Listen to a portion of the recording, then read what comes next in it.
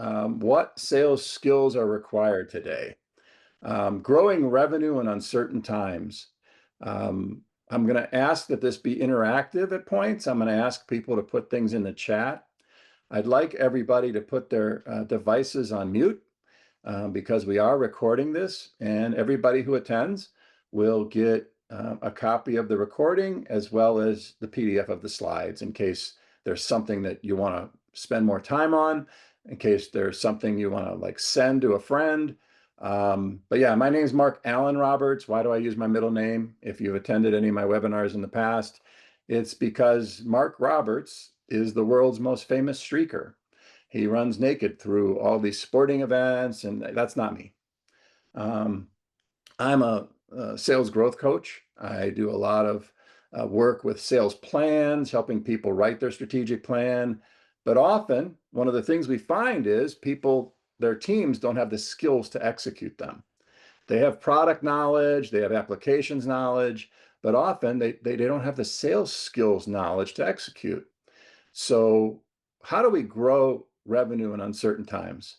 So enough about me. What's your role? Maybe just put it into the chat. Are you the president, CEO, owner of a business? Are you a sales leader, marketing leader? We've been getting a lot of marketing leaders as of late. Sales engineer. Because I work so much with B2B, I often see a lot of sales engineers joining in. Matter of fact, the webinar we did last week was just for sales engineers.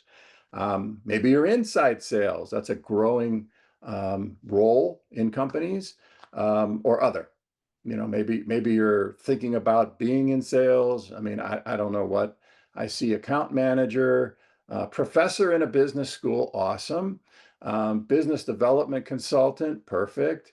Yeah, so we have a good mix of people here today. And again, we're going to go very quick. But by all means, if you have a question, my virtual assistants are watching the chat and they're going to let me know. What's your biggest challenge today when it comes to sales? I gave you some things people are telling me when they reach out. Revenue's not hitting growth plan. If you follow this, more teams are missing plan than hitting plan now. There's a website that tracks salespeople hitting plan, and more salespeople missed their goals, their plan, than achieved them last year. That's something new. New customer acquisition. If we're not bringing on new customers and we have any kind of churn in our current customers, our business is going to decline. So we have to constantly be prospecting, improve close rates. One of the skills that is often lacking in B2B sales in particular is closing. Declining gross margins. I'm having some business, but I'm noticing my margins are going down. Longer sales cycle, more people involved in the sales decision. Those are things that are starting to happen ever since we've gone through this season of uncertainty. Growing current customers. We actually did an entire webinar on organic growth, and you can find it on the YouTube channel if you're interested. But where I coach teams to start first is grow with your existing accounts. They already trust you, they know you, they believe in you. It's the fastest path to revenue right now, and typically at much higher margins. The other one I'm hearing as of late, maybe in the last 3 months, I should say, turn lots of quotes into orders. When I'm working with B2B companies, I'm talking to like the CEO or the CRO, the VP of sales, sometimes sales managers. But what keeps coming up is we've got a lot of quotes in our system, but they're just not closing like they used to. That's a problem. And what we need to do is get to the bottom of it. What are the root causes? So what are some of the things people said? Let me look in the chat. What are some challenges you're facing? Sales is getting much more difficult. Despite the promises of so many sales companies, it's actually getting more difficult, isn't it? Absolutely. I think what this person's referring to is the tech stack. There's quite a few tools that companies are investing in to improve sales results. But what I'm finding is most salespeople, if they're aware of all the tools, are not using all of them. It actually is creating a distraction. Salespeople are now spending time learning new tools instead of spending time with customers. But there's a secret. There's a hidden, dirty little secret in B2B sales, and we're going to be talking about that. What do you think it is? Some people in sales roles don't want to be in sales. Less than 50% of B2B salespeople have received sales training. Even fewer sales managers have received training. Most B2B salespeople do not know how to sell. All of the above. What would you say? Based on your experience working with your team or other teams, what answer would you say on the dirty little secret of like B2B sales? I see E, all of the above, a couple B's, less than 50%, another B, 50%. But yeah, the actual answer is most B2B salespeople do not sell. Now that's going to give quite a few people pause. What happens is they become very transactional. They listen for a problem, they make a quote, they send the quote, and they believe, based on the assessment data that I have, the customer will buy when they're ready. They don't understand closing skills. They didn't ask a lot of great questions, outcome questions. They've never been trained in sales. They have amazing product knowledge, features, benefits, applications knowledge. Some of the B2B teams I work with, if their product breaks in a customer's facility, they can fix it. So they have a deep product knowledge, application knowledge, but they've never been taught how to sell. How would you rank your team's overall sales effectiveness from 0 to 100? Under 40%, 53%, 63%, 70%, greater than 70%? I've got a team of rock stars. We just keep executing. Where would you rank your team today? Because we're going to discuss what the average has been and actually where it's trending. Let's see what people put into the chat.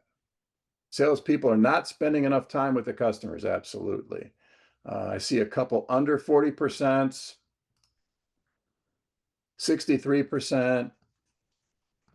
Well, again, I'm really blessed. I have an assessment tool that I use. I see somebody saying 53%, D, 70%. Awesome. That means you have a really strong sales team. They're firing on all cylinders. You're hitting your sales plan. You're hitting your profit plan, and you're not seeing much churn or retention issues.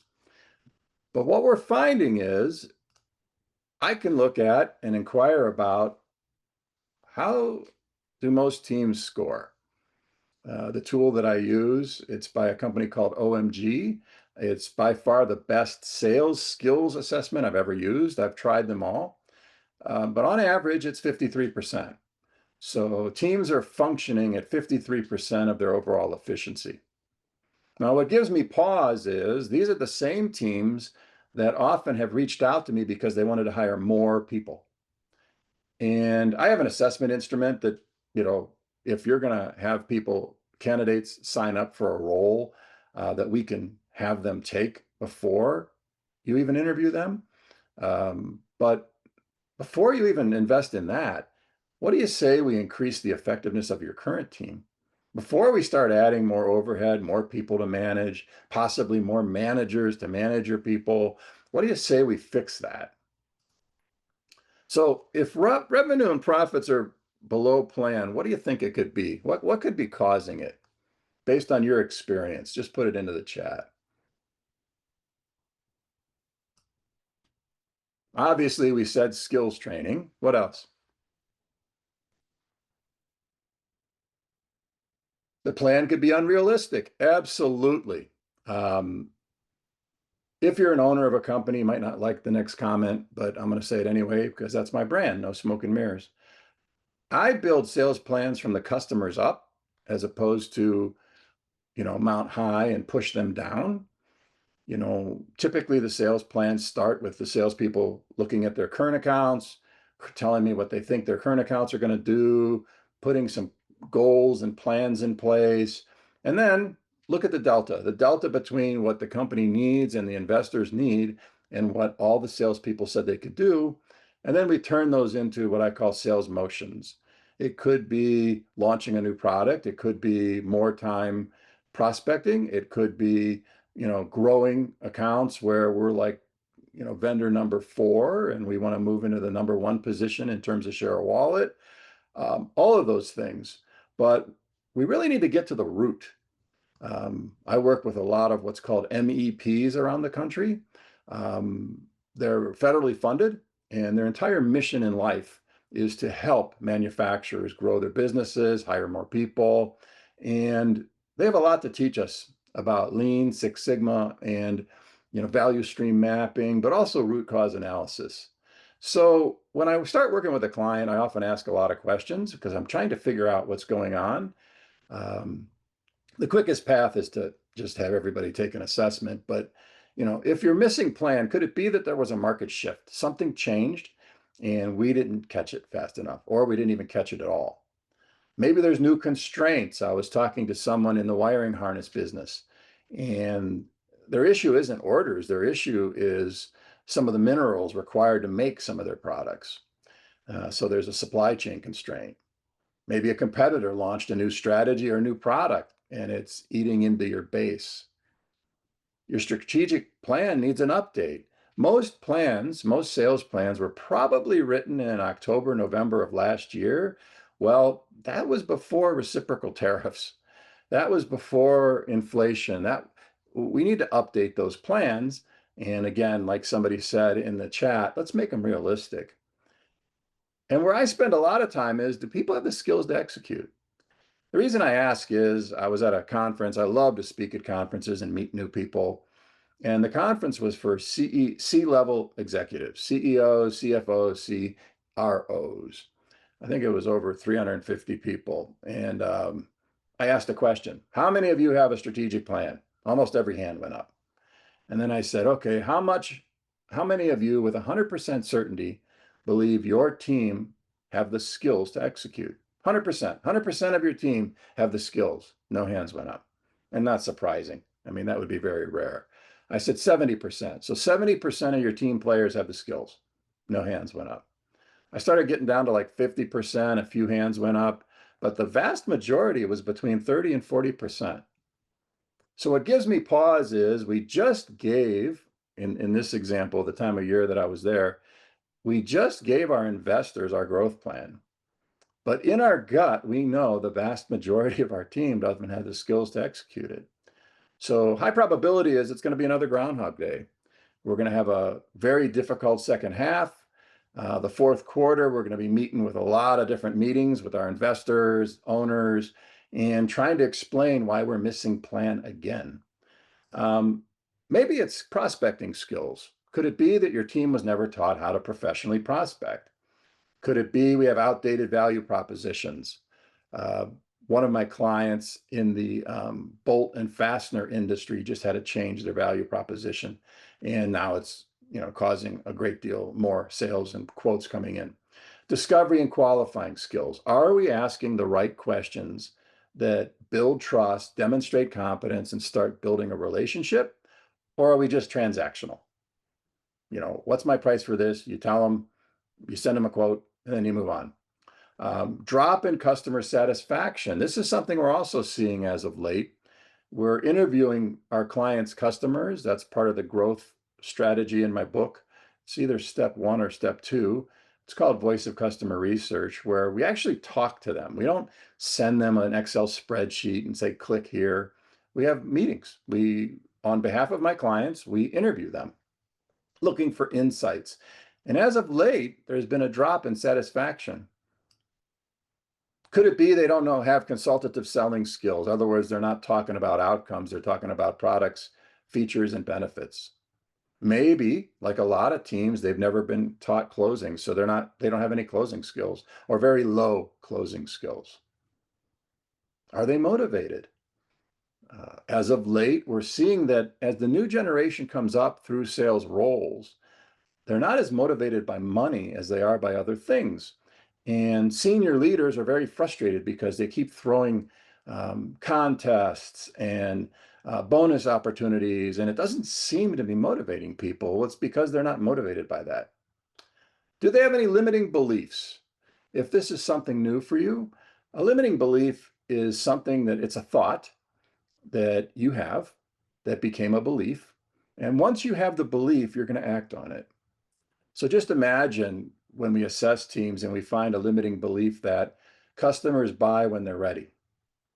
Or another one that we often hear is, if my customer has a challenge, they'll call me. No, that's not a sales role. Those are limiting beliefs and they're costing you business that could have been in your net income. Could it be the sales manager lacks coaching skills? One of the most scalable things you can do is train your sales managers to be coaches. Because if they're not, one of two things typically happens. One, they ride into the deals on their white horse and try to close all the deals themselves, and they get exhausted and they leave. Or they become micromanagers and they call a lot of meetings, they ask for a lot of reports, which actually pull your salespeople away from customers. What do you say we teach them on how to coach? Do they even know how to recruit? One of the areas where we often find sales managers struggle is they don't know how to properly recruit salespeople.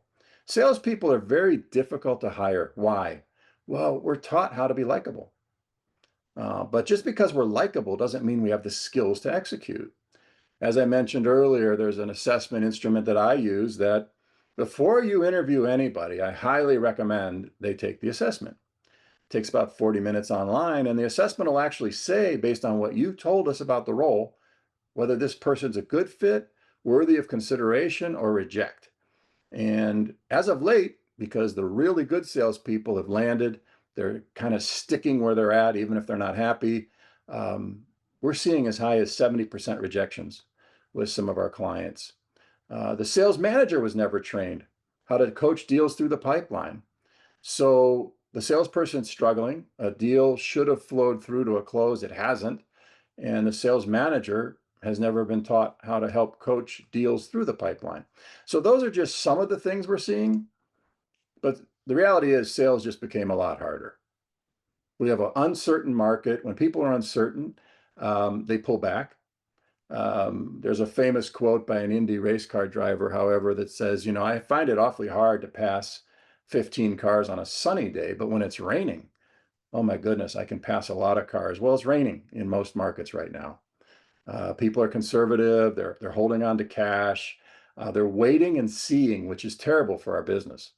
But market leaders, like in the McKinsey study, they did a study on when a market was down, and as you would imagine, 76% of the people in the study experienced revenue decline.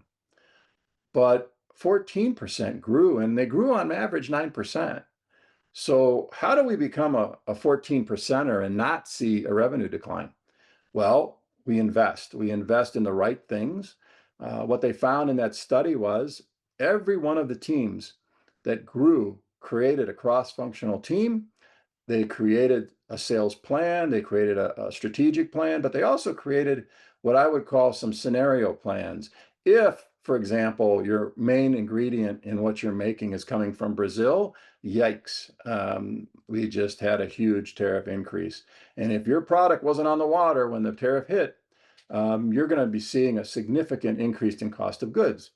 But we create a bunch of different scenarios, and I said cross-functional team because other managers, leaders in your company see things from a different way, and those plans become very powerful. Which sales skills does your team struggle with most? Maybe just put it into the chat. We've discussed a lot of different skills. We've talked about, you know, closing, prospecting. Also, I see somebody in the chats talking about money. Yeah, if your salespeople have a challenge, a fear of talking about money, one of the quickest indicators is as the deals get larger, so too do the discounts. Business acumen, storytelling, absolutely. People are going to remember a story because they put themselves into it. If you're just dumping a bunch of data, even if it's an engineer who wants the data, We actually train people on how to create success stories, case studies, turn case studies into success stories. It's absolutely critical. So yeah, thank you for participating. But the good news is you don't have to guess anymore. I'm not going to spend a lot of time on this very busy slide, but this was one of the teams we were helping, only 8 salespeople. The largest team we helped so far had just under 300 salespeople. But very quickly, you get a snapshot. This team is very strong with hunting skills, almost 80th percentile, but look at how it dips in consulting. So in other words, they're not afraid to chase businesses, but when they get them, they really don't know how to have a conversation. Like a lot of B2B companies, this company is really strong in prospecting, presenting skills. They know their products, they know their applications, but look at closing. So they're having a lot of meetings, a lot of quotes, but not many are trickling down to your bottom line. So the good news is salespeople with high competency scores are 50% more likely to be your top performer.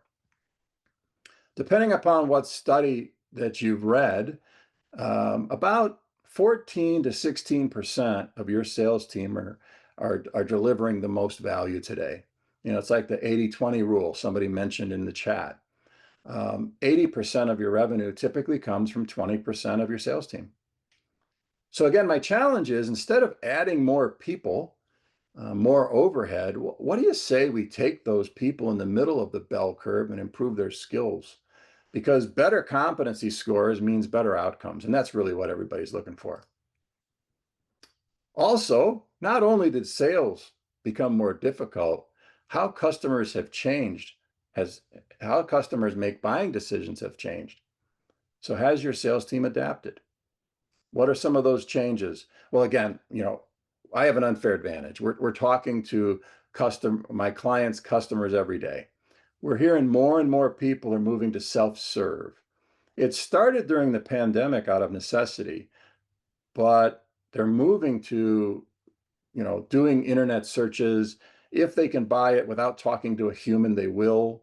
The studies are showing that behavior is only increasing. So for those of you, with a website, let's make sure that we make it really easy to understand the challenges and problems that you solve and for them to order. What we also are hearing is we're tired of pushy salespeople who don't listen. There's an author, Larry Levine, he calls it commission breath. You guys have had it happen, right? If you've ever bought a car, bought something else, and the salesperson rushes up, starts talking, they don't ask you any questions. They're pushy. Sometimes they're reading a script. That behavior doesn't work anymore. And customers are tired of it. I call it salespeople who've been behaving badly. 70% of decision-making process is over before they talk to your company. So the burden now on sales is where are they at? The quickest way to be seen as a pushy salesperson is to start offering advice before it's needed, trying to close when they're just trying to educate themselves. So again, they call it sense making. Gartner did a really powerful article on sense making. Things like, well, where are you at in solving this problem? How long has it been a problem? What have you tried to solve so far? What other people are you talking to solve this problem? With answers to those questions, we can have a much more powerful engagement with that customer. Here's another one that's kind of scary. Over 55% of buyers said they'd stop buying or not buy from someone who sends too many emails. And 60% said they would not buy from someone who sends irrelevant emails. Well, I hate to be the one that tells you, but in B2B sales, because I work with teams every day, the quickest way for them to prospect, and if their manager gave them a goal of talking to 20 to 40 to 50, one company wants 200 new outreaches, is they spray and pray. They send out emails every week. But now the research is showing not only are 92% of them never being opened, but it could be hurting your brand. It could hurt your brand today, but also in the future. Customers want more conversations about outcomes and less about brands. That's another shift. I've been very blessed to have represented some very strong, large brands, Frito-Lay, Timken, Gardner Denver. And people were very brand loyal, but today they want to talk about outcomes more than brands. So we need to shift. If your salespeople are only relying on your brand's strength, then we shouldn't be surprised that their close rates are lower than they should be. So again, it sounds like I'm beating up B2B salespeople. Not at all. What we often find is B2B salespeople are really strong in like engineering, very smart. They have technical support knowledge, product training, project management. In other words, they not only help take the order, but they manage the entire process of getting whatever the customer ordered in place, maybe even installed. Applications knowledge. If a customer shares a challenge, they can solve it. So the challenge is, how do we just get in front of more people and get them to share their problems? And then presentation skills. We mentioned that earlier, just like the team, the other B2B sales team. I don't want to waste your time or your investment in teaching your people presentation skills. Now, I might want to add a few business acumen slides. So when we're talking about outcomes, what's the impact to the bottom line? Connect the dots between what you sell and how it impacts your customer's business. But here's some of the common gaps that we find. They're not following a formal sales process. It's like the Wild West of selling. They're winging it. Every day they wake up and they're like, wow, I haven't talked to George in a month. I better give him a call.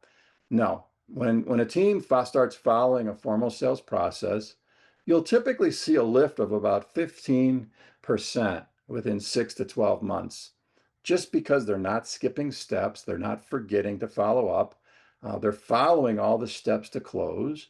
But professional prospecting, again, I'm not going to spend a lot of time on that, but if your team is doing spray and pray emails, it's not only not effective because 92% are not opened if it's from a stranger, but it actually could be hurting your brand based on the recent research. Discovery and qualifying questions. Sometimes the reason they don't have these discussions is they don't have great questions. So in the training, we actually give them examples of questions, but what surprises them is I give them homework and they have to write their version of it because it has to sound like them. If it sounds like a script, very quickly you're going to lose the sale. Consultative selling, again, talking about outcomes. Value selling, this is where we start connecting the dots between what we're selling and the impacts it'll have. Handling objections professionally. Sometimes my clients actually ask for my help in coaching, and I actually am included in some very large customer engagements. And I find that salespeople who haven't been trained often struggle with objections. It's like they weren't even expecting them. They thought that their solution was so brilliant that, how would they not buy? But typically there's 3 to 5 key objections that your team's going to face every day. And shame on us if we haven't identified them. We taught them how to talk through it professionally and calmly, and we've helped them create their language to handle those objections. Closing skills, again, 2 reasons. One is the belief that if I try to close the business, I'll be seen as pushy. And the other is I just don't know any skills on how to close. So I send a quote and I hope. And then business acumen, really required on some financial terms, some knowledge of how your customers make money, the impact that your product or service can have on their bottom line. Again, we got to connect the dots.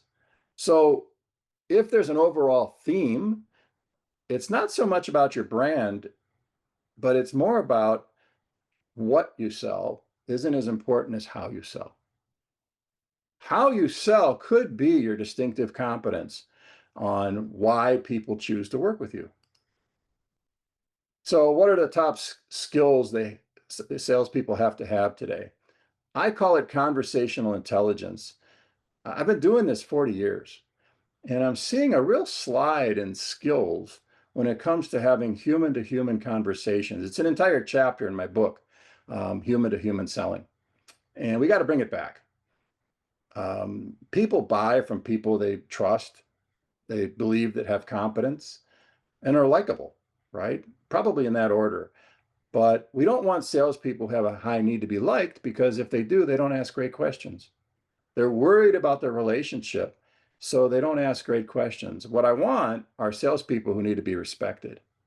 They want to be seen as trusted advisors in their industry. So we need to have that conversational intelligence and bring that skill back. Obviously, table stakes, product knowledge, industry knowledge, business acumen. Handle objections professionally. When we do that training, the week before, I ask all the salespeople, give me all the objections you've heard. And we give them a methodology on how to professionally handle them. And then with peer-to-peer learning, they handle all the objections. And those often end up in a sales playbook somewhere. Consultative selling, how to ask great questions that lead to big outcomes. Closing skills. Time management keeps coming up.